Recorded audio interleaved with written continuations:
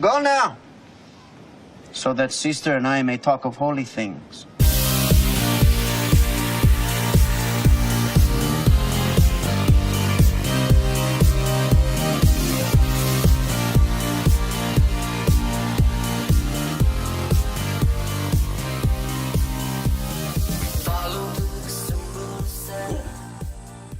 All right, hey, well, welcome to the Holy Things podcast, or actually it's a vodcast.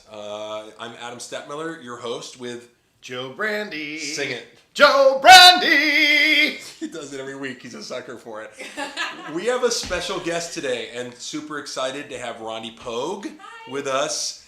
And it's Pogue. Yes, like Vogue magazine, but with a P. Oh, that's so cool. You could totally, you had a wink. That was awesome. You could do like your own like Pogue magazine. Pogue. You should have a Pogue. You should start your own thing. It's called Pogue Maybe she shouldn't. And No. I have a Rogue car, and I'm going to take off the leg on it and make it a Pogue car. Really? Yeah, Wow, that's interesting. there you go. So That's for free. that's free content here on the Holy Things podcast. Hey, we're going to talk about some really, I think, intriguing things today, some very necessary things today. Rondi and I were on staff together at an amazing church up in Carlsbad called North Coast Calvary Chapel, and it was a great experience. When I got there, you were the youth, was it an intern, director? What were you doing there? Yeah, so I stepped in a hard situation when there was no youth pastor at the time, so kind of just stepped in to fill that role and keep things afloat. And then from there it developed into becoming the high school director. So a little bit of turmoil had gone on. They threw you in, which is, I think, speaks a lot to them, but a little bit rare for a woman to be given the kind of head position. Why do you was it like, were you the only man available, so to speak? Or was it, there was some trust there, or you were there, they threw you into the midst of that? Yeah, so I had pursued them and gave them my resume saying Okay. this is a job I'm looking for, and they said, well, this is the situation going on, we're looking for a youth pastor, and I didn't feel called to be the youth pastor, I felt called to run it with a man full time, and Right. so we left the conversation and it was good, and then I got a call saying, hey, could you step in? And I was willing, so. And when I got there, there was no youth room, and so there was like a tent in the parking lot that Rondi was working in. Really difficult situation. I remember being super awkward. Like when the kids would walk in, you had a lot of energy. Yeah. You know, you were like the Energizer Bunny back in your early 20s, right? Yeah. And I said with Rondi, the interesting thing is, like, you know when you meet somebody and you're really impressed by them at the age they're at, but I kind of feel like that grandpa that, you want to squeeze everybody's cheeks. You've grown so much, But now, you're not a 25-year-old. You've accomplished so much. We're going to be talking about that. But a very difficult situation to be a part of, and really succeeded as being kind of the transition person to bringing Derek DePena in as the head pastor. Then you were continued on at the church. And we're going to talk a little bit about something that happened while you were at the church. It was something that was happening beforehand, but we had moved to a new campus. A lot had changed at the church. Did we grow like 3,000 people in a weekend or two? I don't know. It was a lot. Yeah. It was crazy. We moved to a new campus, and I don't know if we knew how to do that well. I don't think you can be trained on how to do it well. I think it was just, a couple other churches had collapsed, and we moved up. It was 2008. It was during the housing crisis. But we just burgeoned, and we were on staff trying to figure that out. I think that church has found its ballast now, but it took a bunch of years to do that. But in the midst of that, Rondi, you came to a staff meeting, and they had asked you to lead the staff meeting, which was great. You were going to share a story. And typically, staff meetings were pretty knee-deep, It was good content. But every so often we would go into some deep water, and there was some times where we would share some personal things, but it was a big group. It was sometimes up to 60 people in a room, so it was like more like staff devotional or something like that. You shared, I was blown away by it. I heard something. I'm not sure everyone translated and heard what I heard. I knew you were in a desperate place. Tell us what you shared that day. Yeah, so that day I shared that I had an eating disorder and that I had just entered recovery for an eating disorder. And that was really hard and really humbling as the high school director to admit to that, because I'm supposed to be helping high school students with those same struggles. Right. But I'm all about vulnerability and being honest and transparent, and I was struggling, and I knew it was obvious. I was pulling back, and so that's what I came out with is here's where I'm at, and it's hard, but I'm moving forward in recovery and healing. Yeah, and what I remember about the time is there wasn't really a reaction, and I noticed that after that you kind of went into the Shadowlands, so to speak. You kind of disappeared. We had a new pastor then, youth pastor, so everything wasn't on Rondi's shoulders at that point. And I remember I just didn't see you a lot. Was that the end of your journey? You shared, hey, you had recovered, you were great, and everything was fine from that point, or was that unveiling, to use your terminology? Once you unveil something, you see it. Where were you at that point? What was that next few years like as you kind of went subterranean? Yeah, no, I definitely pulled away because I didn't have anything left in me. And when you start dealing with issues in your life, I think sometimes it can get worse before it gets better. Absolutely. So, all of a sudden, all this junk and stuff was coming out more than just the eating disorder. There's a lot of other things tied to our issues. So those started coming out, and then depression came on, anxiety, chronic fatigue, and I was just trying to stay afloat doing my job, and I'm super grateful that North Coast kept me on. North Coast Calvary. Yeah, sorry, North Coast Calvary kept me on, and I was able to still do my job, but that's the only energy I had was to do my job, and then I'd go home, and I lived by myself, so right. was just kind of lock myself in my home, and sleep is really what I did a lot of. So, but that's what I needed. That was part of the recovery and the process for me, and seeing all my therapists and doctors and all that kind of stuff. Yeah, so what's interesting with you is a lot of times we think, okay, people that have those issues come from really difficult backgrounds, broken home, whatever, alcoholic dad who beats the dog, whatever it is. That wasn't the case. Tell our audience, why was that different, and why didn't the great dad and family you have, why didn't that fix it? Talk about that. How can those things still go on when you have all the chemistry for a great upbringing? Yeah, so I have amazing parents who are still married to this day. I have 3 older brothers, 2 of them are youth pastors as well. So incredible family. Very protective brothers, involved, engaged. Yeah. Don't mess with Rondi. Yes. I love that. Yes. I love absolutely. that. I want to be a big I'm dog. scared already. I want to be a big dog. You There's should somewhere out there. I cover shouldn't his even face be because the near brothers are you. going to come beat him up just for being like here. You're You're within 2 feet of him. I know. Stop There's it. a sensor thing that they know about. They know about, Yeah, right? yeah. All right, so. Yeah, and an incredible dad. I sometimes when I just think about my dad, I cry. Like I adore my dad, and I love my dad. And he was, being the youngest and the only girl, we have a really special relationship. But it's really just the lies of this world that I fell for. Right. And anywhere in the United States, it's hard. But I think particularly where I was raised was a really hard place to be raised, and the expectation on a woman where I live was really hard, and I didn't fall in that. So where are you from? So I'm from Encinitas, California, so San Diego County. So very beach culture, very tan skin, lots of performance, money. lots of money. High education, everyone's good in sports. Chase Budinger from the NBA went to your school. Were you there when he went there? No, he's way younger. He was way younger than you. Oh, you're still 25 though. Right. So you mentioned, gosh, well, that's maybe a question for later. But I love how what you're doing leads us to knowing who our Father is and the importance of fathers. And we're living in a society that's trying to say that that a mother can fulfill the role of a father, that a female can fulfill the role of a father. We're blurring the lines. Things don't have a meaning. I guess we'll talk about that. But the importance of a father and knowing who your true father is, because you had this. Was your dad, did he give you a lot of worth? Yeah, absolutely. And I have a really high standard, like in my dating life and all of that, like because of how my dad treated me and what he spoke over me. I'm very strong in that and what I believe. And so both of my girls said at one point they wanted to marry dad. They told mom. And one was actually really jealous. Like when one actually said, when mom dies, I'm going to marry dad. Right? And so, but I think they're supposed to, I think the first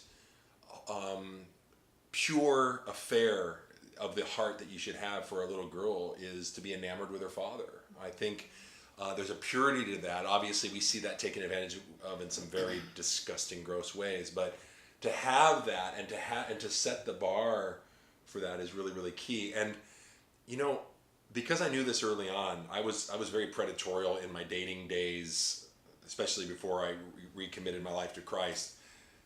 I literally knew that if a girl had a bad father, that she was easy to take advantage of.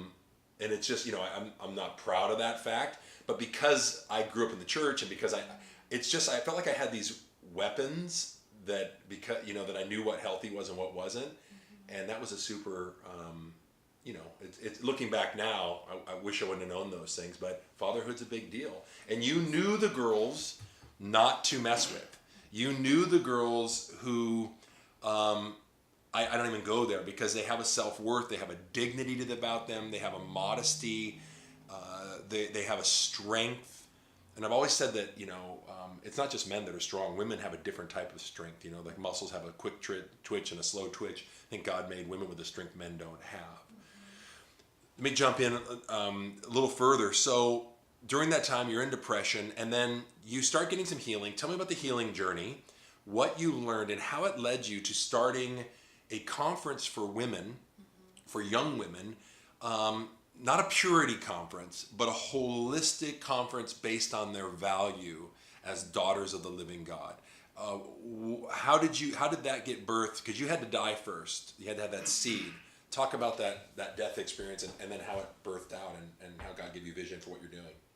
Yeah, so it started before I came out with my eating disorder, but it really became more alive and real as I went into recovery. And as I started healing, I grew a greater and greater passion to want to help other young women. I know not just with eating disorders, but in all areas of life, everything leads back to lies. And that's what God revealed to me, and that's why my nonprofit and the conference was called Unveiling, to unveil the lies and reveal the truth. When we look back on Scripture, the beginning goes back to a lie that Eve believed. And now look where our world is because of that one lie. And so he just revealed to me the things that you women are dealing with all go back to lies. And so you need to deal with these lies.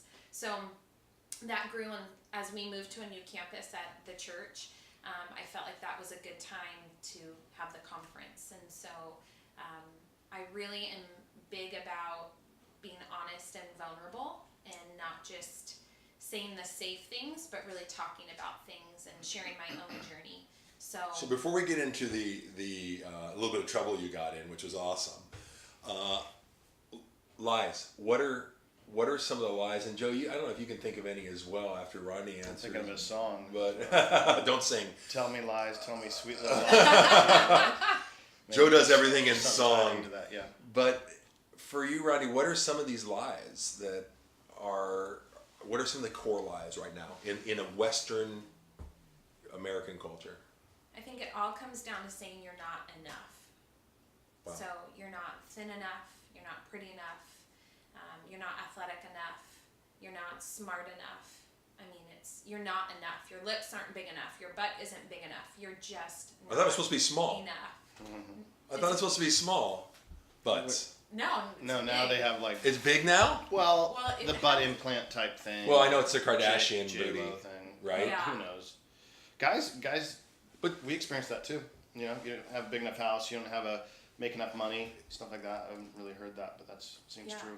Yeah, it's just that constant, you don't have enough likes, you don't have enough friends, you don't have enough, that's what the lie always goes down to, is you're not enough. And if you had this, you would be enough. So is it contentment based? Is that what we're looking at? Like, it's a contentment issue, or like what would satisfy that? What's the answer then to that enoughness?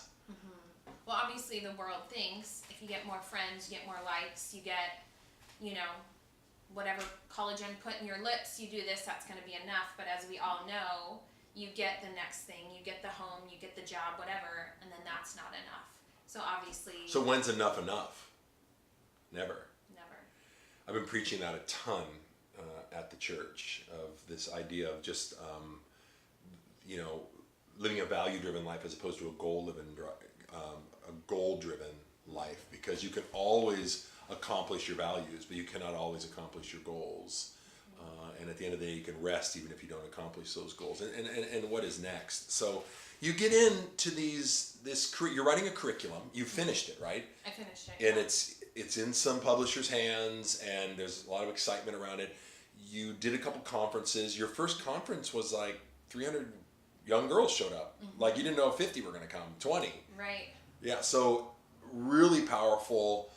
Awesome to see that many young... There's something powerful about a bunch of teenagers that aren't at a Justin Bieber concert. Not that they like Justin Bieber anymore. I guess Despacito, they kind of like him. He's kind of back. He's gone in and out, right? He goes to Hillsong. Did you know that? Should I admit that I'm wearing Justin Bieber perfume? Are you really? Literally? He has Really? perfume. Does he wear the perfume, or does he wear I cologne? don't know. Probably not, but I really like it. Yeah, that's fine. No, I'm wearing Calvin Klein. I've been wearing it He has a good since voice. the 80s. He has a good voice. He goes to Hillsong now, and he has a little pastor friend that Yeah, I heard his hangs mom's out. a strong Christian or something. Yeah, so interesting. So is that your go-to? That's my go-to. Right I like on. it. Well, it's good. You don't have to feel bad. It's enough. But the idea of seeing all those young girls there that were engaging in something true is really powerful, because the things that they're engaging on, and we talked a little bit about the whole flesh culture of the beach. We went out with a bunch of the gals from the church today. I wanted them to meet Rondi, and this whole deal of I can't do another duck face selfie. You know what I mean? Like, what's the deal with the selfie? Like, why isn't that embarrassing? Like, if you would have put that on 15 years ago, a picture of yourself in front of a mirror, Rondi, for girls, why isn't that embarrassing? It's because, well, everyone else does it. It's been normalized. Yes. So anything that's normalized is okay. Yeah. Well, that's why the lack of bathing suits, Right. is normal. It's because that's what's out there. So, again, what we were talking about this morning is what is put in front of us becomes our reality, which becomes our truth. That's why media is so important. That's why examples, role models are so important. Yeah. And so what are you trying to... I mean, you're not doing purity rings. You know what I mean? No. Those are the 1990s. What are you putting in front of them? What are you telling them? Why do they sign up for what you have to offer? Why? It's because they actually get to talk about it. So I think purity, I think these other discussions, they're talked at. Where unveiling is an environment where you come and it's a discussion based, and you get to talk about it, and you get led into God's word, and you get to say whether you agree or disagree, and you get to say if you struggle with it or not, and it's that safe environment of discussion. Right. And not another parent saying, don't do this, or church or whatever, but let's talk about it. Right. And let's see where you're at. And everyone wants to talk about it. Do the girls, do they have to hit rock bottom before, they have to identify with some truth of what you're saying. Mm-hmm. You said one of the girls in India said to you that she didn't realize it was a lie until you told her. Tell us that story.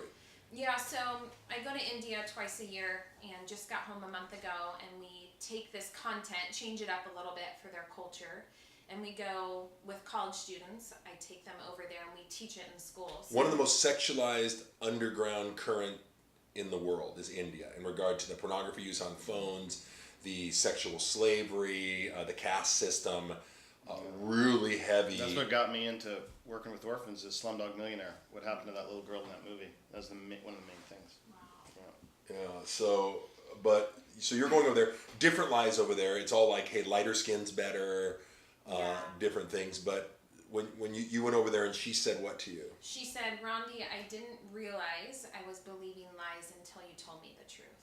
Yeah. And that was really powerful. And I think that's true because the reality in front of us, what we see, again, becomes truth to us. And it's not until you actually hear the truth that you go, oh, wow, that is a lie. And so for me to come in and say, hey, fair skin doesn't just mean you're beautiful. If you're only fair skinned people are beautiful, or only slim, or Right. if you're sexually abused, You're no good anymore. Yes, and it's your fault. And I said, no, that's not true. And she said, I had no idea until you told me the truth. Right. So truth is God's truth. Obviously, is really powerful. What's the difference between young girls in India and young girls in California? They don't have a voice over there. Okay. I would say that. I would say overall the struggles are the same. There's a lot of pressure. It might be one of the things they shared with me this year was arranged marriages are a big thing over there. Yeah. So dosa or chapati is like a kind of bread, and they'll take you in the kitchen and you have to make a perfect circle chapati to know. Is it like ciabatta bread? That's Italian, isn't it? Yeah. Sorry, Yeah. chapati. Right. I just got really, because we do cooking. We talk food on the show. Oh, he does. I do. I eat. I'll do the Sorry. dishes. Go ahead. Make a perfect chapati. Go ahead. So anyway, you have to make a perfect circle chapati, and that will determine if they'll marry you off and accept That's a you. good litmus test, don't you think? Give them make a meal. My wife and I never would have gotten married, Right. ever. Right. I'm so screwed. Edit that. She said, I'm so screwed. Yeah, so perfect chapati. Perfect chapati. So the struggles are different. Like they want to be fair skinned, and here we lay in the sun and get cancer because we're trying to be dark like But them. not in France 500 years ago, where if you had a tan skin, it meant you were a field worker. And if you were skinny, it meant you didn't have food. So you wanted to be plus size, is a better way to say it. Curvy Yeah. Barbie. My daughter we can talk about curvy Barbie too. I roil against curvy Barbie. But nonetheless, the standard just changes. Yeah, it does. So even though it's different lies here and there, some are the same. It really just comes down to India. The women have no voice because men have all the authority.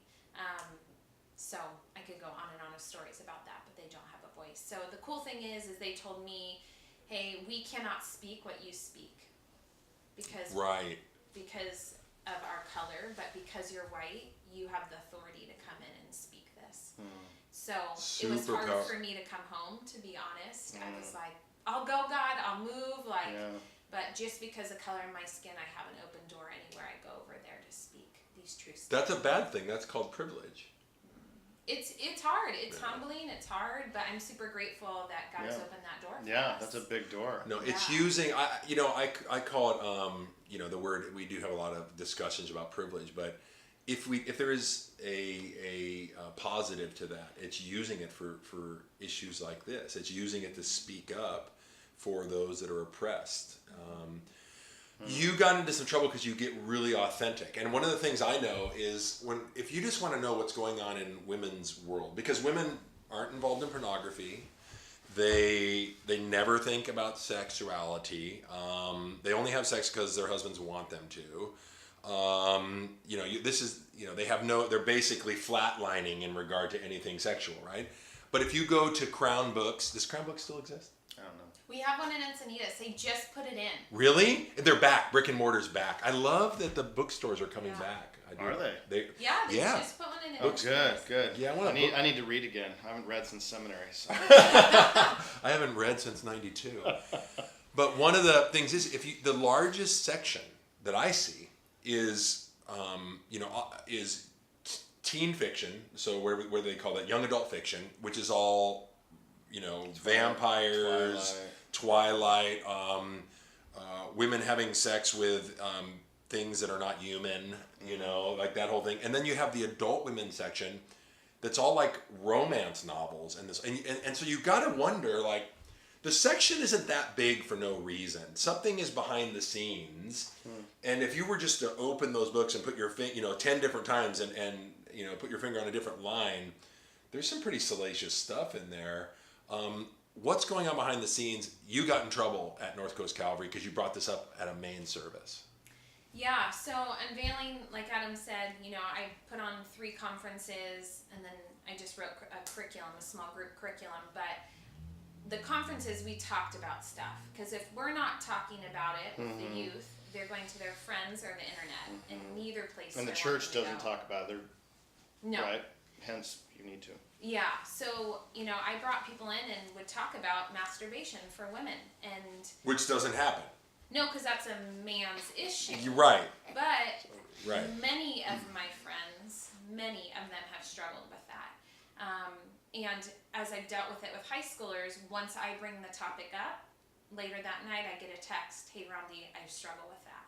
So I just said, okay, I'm bringing someone in just to talk about that. I'm bringing someone in who was a former lesbian, who's now married to a man and has 2 kids. And she's going to talk about that. Not me, who's studied that, but I want someone who's lived it and who can even say, hey, I still have to be careful what I look at.